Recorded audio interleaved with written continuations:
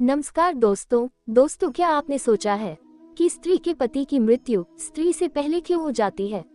किस पाप के कारण स्त्रियां विधवा हो जाती हैं और किस पाप के कारण स्त्री को जीवन भर अपने पति का प्रेम नहीं मिलता?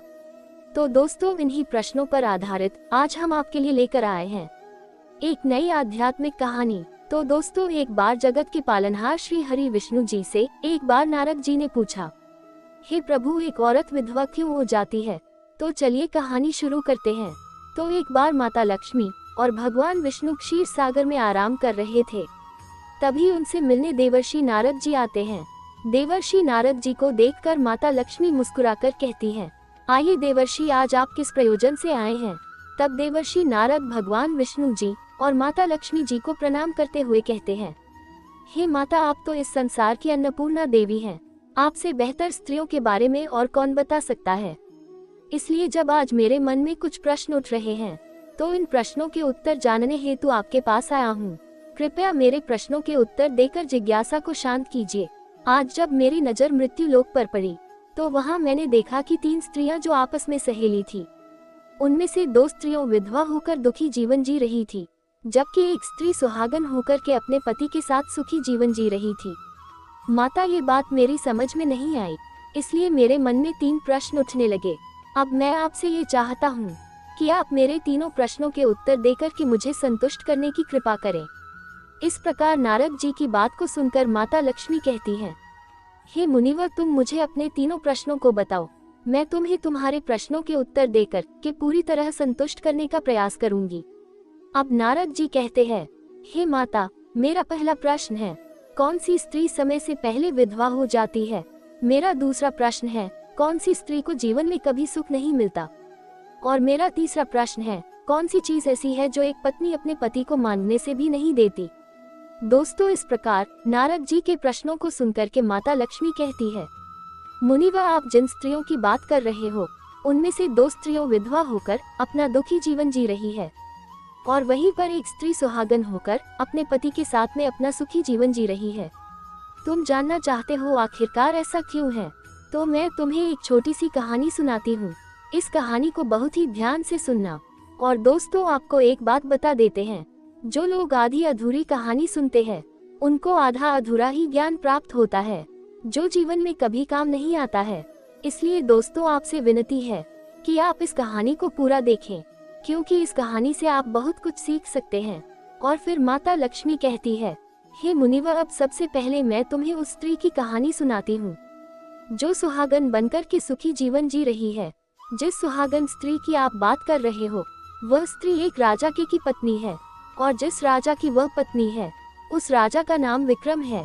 राजा विक्रम को अपनी पत्नी पर पूर्ण विश्वास और अभिमान था कि वह पतिव्रता है, जिसकी महिमा वह अपने दरबार में बार बार करता है। और इस बात की चर्चा अब दूसरे राज्यों में भी होने लगी, जिससे दूसरे राज्यों की रानियां को ये बात पसंद नहीं आई और उनके तन बदन में आग लग गई, क्योंकि उन्हें लगता था इस बात से हमारी बेइज्जती हो रही है। इसलिए एक दिन दूसरे राज्य के राजा की पत्नी ने कहा, सुनिए जी, आपको राजा विक्रम का अभिमान तोड़ना होगा।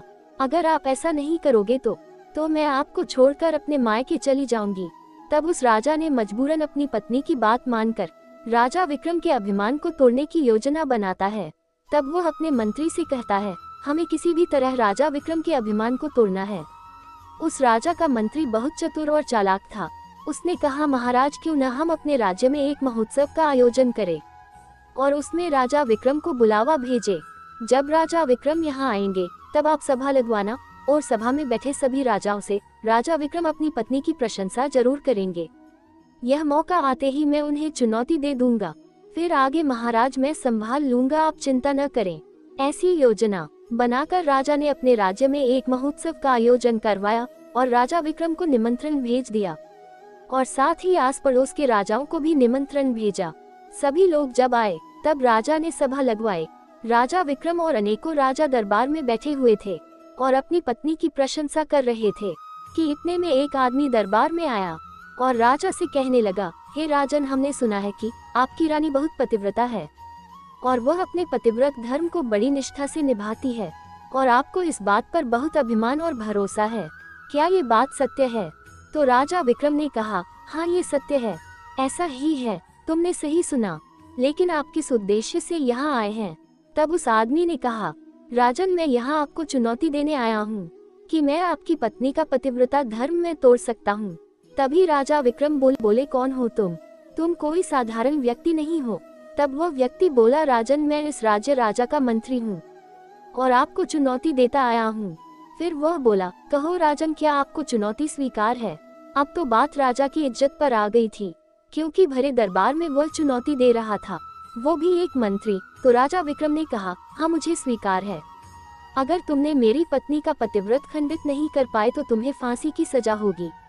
अगर तुम इस काम में सफल हुए तो मुझे फांसी लगा देना और मेरे राज्य का राजा तुम्हें बना दिया जाएगा। तब वह व्यक्ति बोला, ठीक है राजन, हमें भी मंजूर है, लेकिन मुझे थोड़ा वक्त चाहिए और मुझे ये बताए कि मुझे रानी की कौन सी ऐसी वस्तु लानी है जिससे आपको भरोसा हो जाए। तब राजा विक्रम बोले, यदि तुम मेरे घर से जाकर के मेरे विवाह के समय पर मुझे एक पटका मिला था और एक कतार मिली थी, वह मेरी पत्नी ने बहुत ही संभाल कर रखी है, जो सुहाग की निशानी मानी जाती है। यदि तू पटका और कतार लाकर मुझे दिखा दे तो मैं मान जाऊंगा कि मैं मेरी पत्नी का धर्म तूने पूरी तरह नष्ट कर दिया है।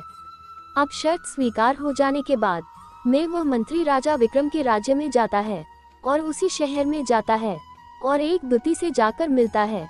वह दूती हमेशा एक दूसरे को आपस में भिड़ाने का काम करती थी और जो काम कोई नहीं कर पाता वह काम वो करने में वह सक्षम थी। फिर इस प्रकार उस मंत्री ने उस दूती को अपने स्वार्थ के लिए बुलाया और दूती से कहा कि देखो, इस राज्य के राजा से मेरी शर्त लगी है। और फिर उसने उसे शर्त के बारे में उसको सारा कुछ बता दिया। फिर वह दूती से कहने लगा, तू कैसे भी करके उस स्त्री से मेरा संपर्क करवा दे, तुझे जितना धन चाहिए मैं उतना धन दूंगा।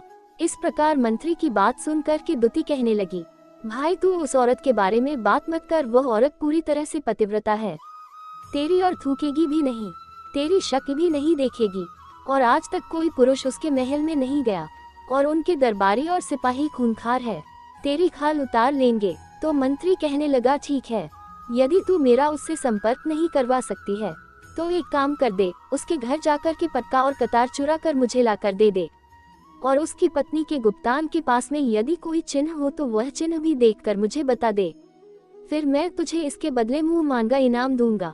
ये बात दूती की समझ में आ गई और उसने कहा, ठीक है, मैं तुम्हारा काम अवश्य करूंगी। फिर वह दूती रानी के महल में जाती है और रानी से हाथ जोड़कर कहती है, रानी जी, मुझे कोई काम दे दो, मेरे बच्चे बहुत भूखे हैं, मेरे पास खाने को कुछ भी नहीं है, मेरे बच्चे भूख से मर जाएंगे, मेरा पति मर गया है, इसलिए मुझे अपने यहाँ काम पर रख लो जिससे मेरा गुजारा हो जाएगा। तब रानी बोली, ठीक है, बोलो तुम्हें क्या काम करना आता है। तब वह दूती बोली, रानी जी, मुझे उपटन लगाना अच्छे से आता है जिससे आपका चेहरा और खिलकर गुलाब हो जाएगा। रानी थी भोली भाली, उसकी बातों में आ गई, मगर उसे क्या मालूम था कि यह उसके साथ में छल करने आए हैं।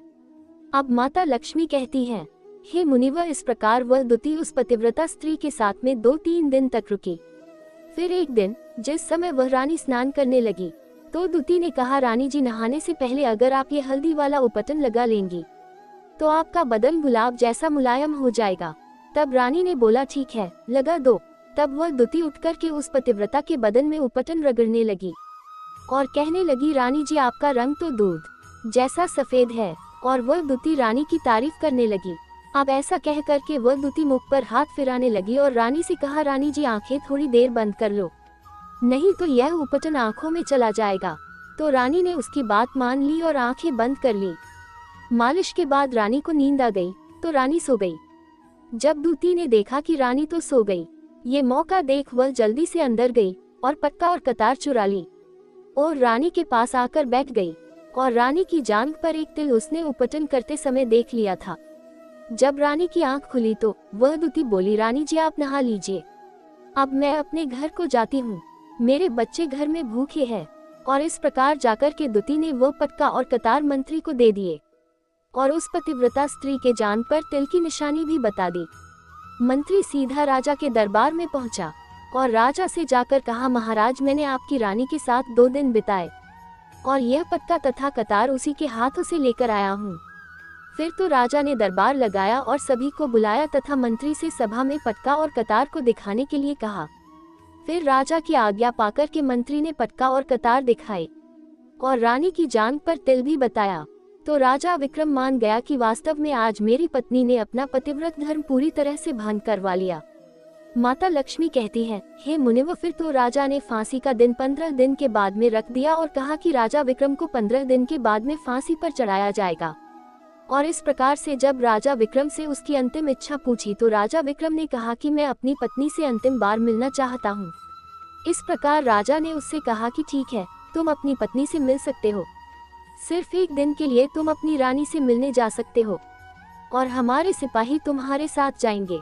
फिर राजा अपने महल गया और अपनी पत्नी से कहा कि आप मेरे साथ में बहुत बड़ा विश्वासघात किया। मैंने आपके विश्वास पर दूसरे राज्य के राजा के मंत्री से ऐसी शर्त लगाई थी कि राजा के दरबार में राजा के सामने मैंने कहा था कि मेरी पत्नी का पतिव्रत धर्म कोई नष्ट कर दे तो मुझे फांसी लगा देना। अब मुझे 15 दिन के बाद में फांसी लगा दी जाएगी। मेरे साथ विश्वासघात करके तुमने ठीक नहीं किया। उसे पतिव्रता स्त्री ने अपने पति को सारी बात बताई, मगर उस विश्वास नहीं हुआ। और फिर राजा विक्रम उस राजा के दरबार में पहुंचा तो राजा ने फिर उसे कैद में डलवा दिया गया। अब उधर राजा विक्रम की पतिव्रता धर्म पत्नी ने परमात्मा को याद किया और अपना भेष बदल करके उसी पड़ोसी राजा के दरबार में गई और राजा से नाच दिखाने की आज्ञा मांगने लगी, क्योंकि वह स्त्री बहुत ही सुंदर थी और उधर राजा शौकीन होते हैं। इसलिए राजा ने आज्ञा दे दी कि सभी मंत्री आदि उपस्थित होकर के इस सुंदरिका का नाच करवाने की पूरी व्यवस्था करें। माता लक्ष्मी कहती हैं, हे मुनिवर, फिर तो सब मंत्री, महामंत्री, राजा आदि दरबार में उपस्थित हुए और फिर उस राजा की धर्म पत्नी ने जब नाचना शुरू किया तो राजा को उस स्त्री का नाच बहुत ही सुंदर लगा। और फिर राजा ने कहा, तुम मुझसे क्या मांगना चाहती हो? तुम जो भी मांगोगी मैं तुम्हें वह अवश्य दूंगा। फिर उस राजा विक्रम की पतिव्रता स्त्री ने कहा, महाराज, आपकी सभा में मेरा चोर है जिसने मेरे रुपए लिए थे मगर आज तक वापस नहीं दिए, उसे फांसी की सजा दे दीजिए। अब राजा ने कहा, ठीक है, बताओ मेरे दरबार में तुम्हारा चोर कौन है, उसका नाम क्या है, मैं उसको फांसी की सजा अवश्य दूंगा। माता लक्ष्मी कहती हैं, फिर उस राजा विक्रम की पतिव्रता स्त्री ने कहा, महाराज, आपका मंत्री मेरा चोर है, आप इनको फांसी की सजा अवश्य दें। अब उधर जैसे ही मंत्री ने सुना कि यह सुंदरी मुझे अपना चोर बता रही है तो मंत्री कहने लगा, महाराज, मैं कसम खाकर कहता हूँ कि मैंने इसका कभी कुछ नहीं चुराया है, मैंने इसे आज तक कभी देखा ही नहीं है, तो मैं चोरी कैसे कर सकता हूँ? मैं आज तक इसकी शक्ल ही नहीं देखी है।